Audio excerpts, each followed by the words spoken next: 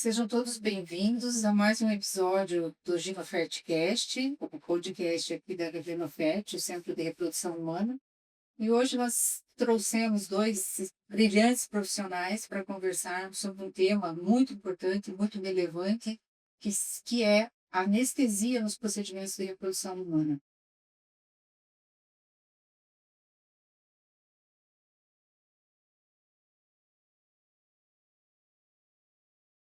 É, primeiramente, queremos agradecer aos doutores anestesistas, né, que deram esse prazer de poder conversar com a gente, de vir conversar com a gente hoje.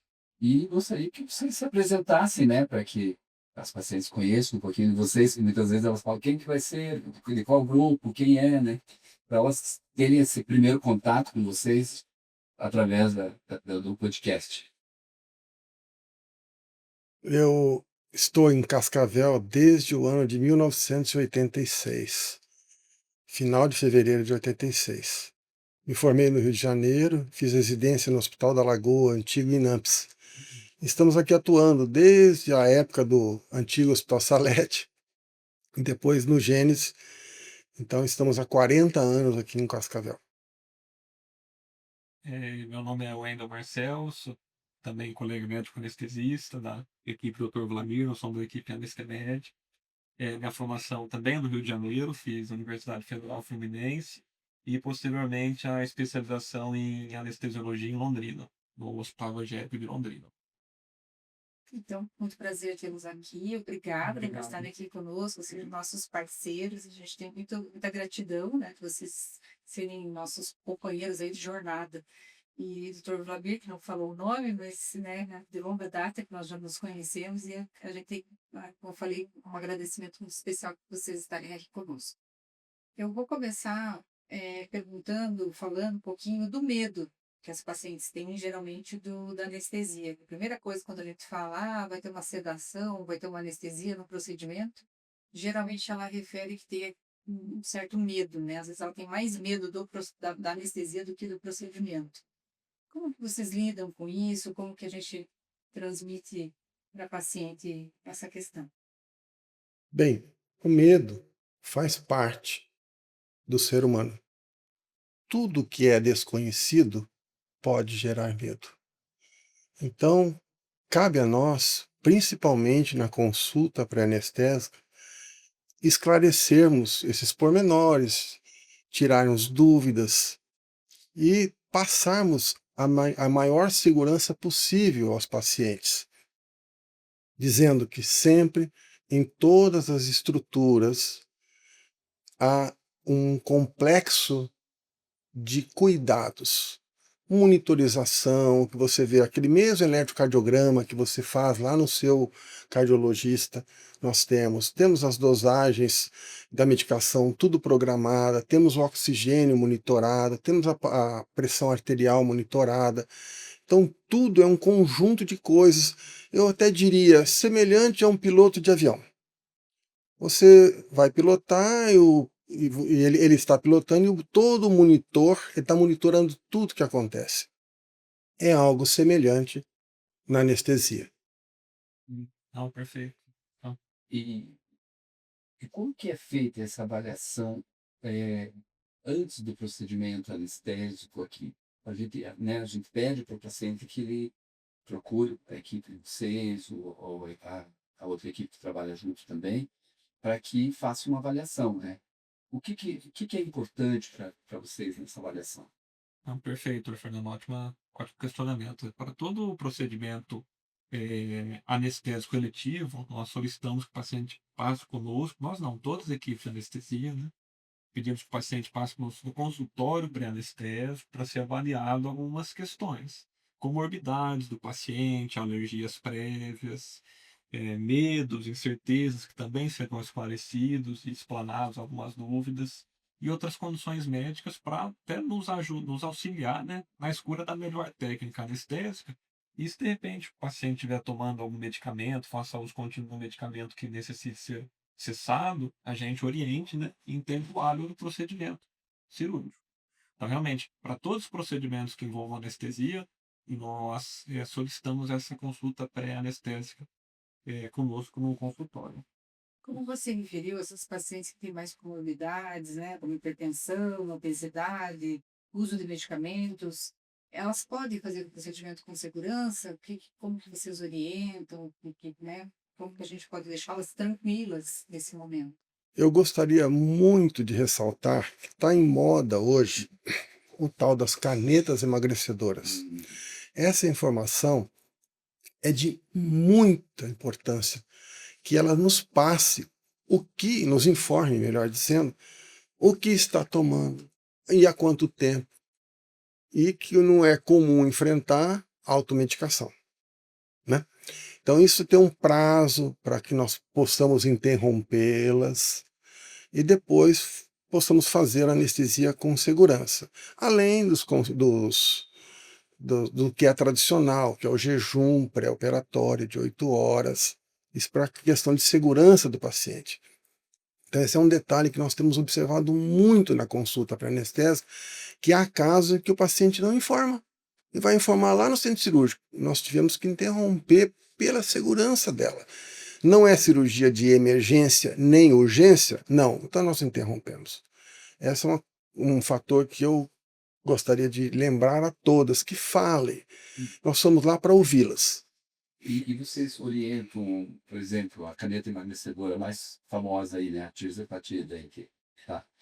Quanto tempo antes o paciente interrompe ela para fazer o Não, procedimento? perfeito, Fernando. A gente tem solicitado para tirzepatide em torno de 15 dias, o paciente ficar sem tomar, para fazer um procedimento. E para os pacientes que ainda fazem a semaglutida, né, 21 dias. Então, em torno de 21 dias para o não comercial e o Ozempic, né, e 15 dias para o não comercial, o famoso Mounjaro aí. Pelo menos é esse período mínimo que a Sociedade Brasileira de Anestesia tem nos orientado e nós repassamos as informações. E às vezes as pacientes perguntam, mas por que eu tenho que interromper? Vamos falar de um modo simples para que eles entendam. Ela retarda o esvaziamento do estômago. Então você vai fazer a sua cirurgia, a sua anestesia, submetido à anestesia, e há conteúdo ainda dentro do estômago. Olha o perigo. Uma eventual vômito, broncoaspiração é gravíssimo. Então essa é a função principal de nós interrompermos. E nessa avaliação pré-anestésica, é feita então a avaliação do risco anestésico, né? Eu gostaria que você falasse um pouquinho mais sobre isso, essa estratificação, demonstrar para as pacientes a importância disso, porque se a gente fala, você vai ter que passar com o anestesista fazer uma avaliação, elas às vezes não compreendem o quão importante isso é, né? Perfeito. Que respondeu? Determinados pacientes às vezes apresentam condições clínicas que somam um maior risco cardiovascular, um maior risco anestésico. E dependendo do procedimento que for feito, for realizado nesse tipo de paciente, a gente tem que tomar uma série de cuidados, como por exemplo, ter outras avaliações de outros médicos especialistas. De repente, um paciente tabagista de longa data vai fazer um procedimento pulmonar ou torácico, ele tem que ter sido avaliado conjuntamente com um médico pneumologista. E dependendo ainda desse risco cardiovascular, o paciente vai demandar um cuidado mais intensivo no pós-operatório. Na maior parte das vezes, os procedimentos ginecológicos ou que tangenciam aqui a ginoferde são pacientes de baixo risco e o procedimento é de muito baixo risco. Mas mesmo assim, nós solicitamos avaliação pré-anestésica para ter um zelo maior e não deixar nenhum risco eventual para os pacientes e também para os colegas cirurgiões, né, para os doutores aí, a tentar, da melhor maneira possível, avaliar previamente algum riscos eventuais. Falando nessa segurança, muitos pacientes têm o receio, às vezes, de vir fazer então, o procedimento aqui na clínica, por ser um centro menor, uma clínica de menor porte, digamos assim. Eu gostaria que vocês comentassem sobre essa questão da segurança, se há necessidade de ser um hospital de menor porte, né? Esse tipo de procedimento que nós realizamos aqui, como que vocês, como anestesistas, veem essa questão? A maior segurança é a presença do profissional ao lado. Isso é fundamental. Depois vem as monitorizações, que todas as monitorizações aqui nos hospitais são completas. Nós estando ao lado, fonte de oxigênio, um arsenal farmacológico, podem ficar seguras, não tem problema algum. Por exemplo, se alguma paciente já passou por endoscopia digestiva, já é o mesmo procedimento. Simples, seguro, tranquilo, que dá o total conforto à paciente e restabelecimento precoce, tendo a sua alta no mesmo dia, com cuidados, claro, com orientações específicas. E aí, complementando um pouco a resposta do Dr. Vladimir, toda a aparelhagem, tecnologia que dispomos aqui na Genofert é semelhante ou aqui até um pouco melhor do que na maior parte dos hospitais, os terciários. Temos aqui capnógrafos, monitorização com aparelhos modernos, aparelhos de anestesia de última geração, tá assim, tudo muito adequado.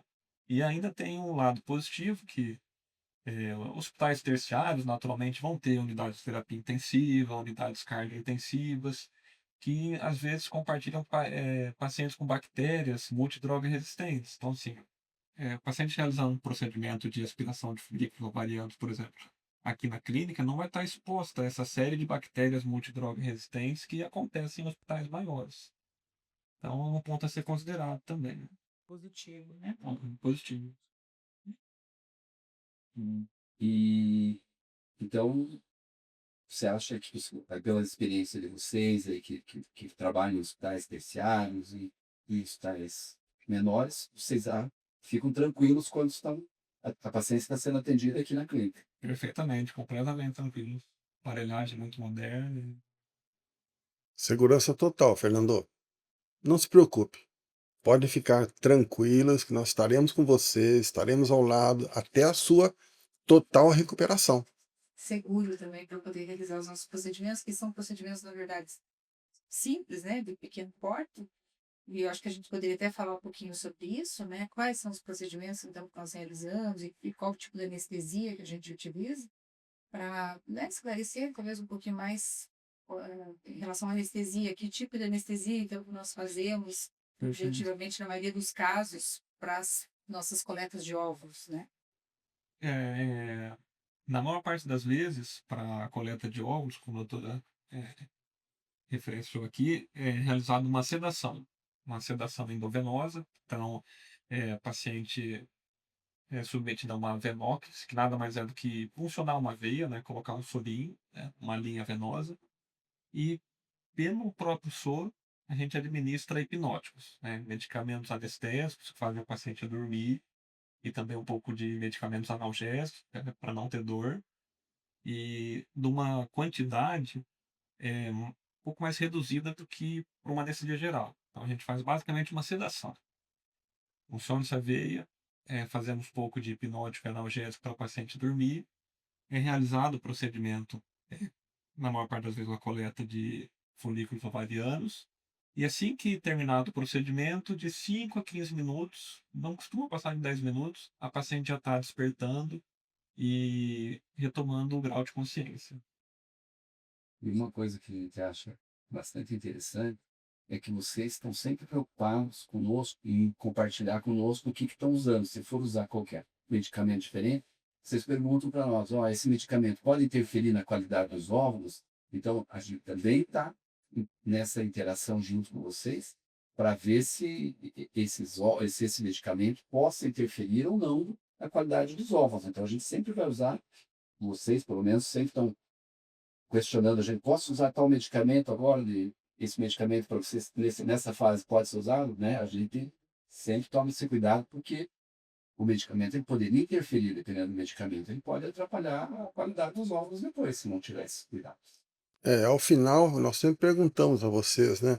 Terminaram? Terminaram. Nós entramos com antibiótico terapia profilática e um analgésico venoso, por exemplo, tipo dipirona, mas sempre que terminou o procedimento. Então, a medicação usada para que vocês possam trabalhar com segurança e o paciente também, é absolutamente segura, consagrada, então não há risco nenhum em deteriorar a qualidade dos óvulos. E, assim, complementando a questão do paciente logo acordar, né, depois do procedimento, é, geralmente ela refere que é um sono repousante, inclusive, né, que é um sono profundo, que na verdade é bom, né, a sensação que ela tem. Então isso, assim, deixa ela depois até com uma sensação boa, né, do procedimento. E, e o que mais, assim, que vocês se preocupam depois do processo anestésico com o conforto? Como que a gente pode proporcionar uma melhor abordagem, melhor conforto para a paciente antes dela ir para casa? Orientações gerais, pode às vezes interferir nos níveis de pressão arterial, pode acontecer de ter uma náusea. Então nós esperamos um tempo hábil, que ela está tudo bem, está caminhando, está deambulando, tá tudo bem, já começou, tomou um líquidozinho, está tudo bem, não tem dor, não tem nada, sempre com alguém ao lado, nunca sozinha. Não vai dirigir e fica como acompanhante no carro, qualquer intercorrência que possa ter, deite que já passa. O medicamento é muito seguro. Só lembrando, e é usado a mesma coisa nas endoscopias.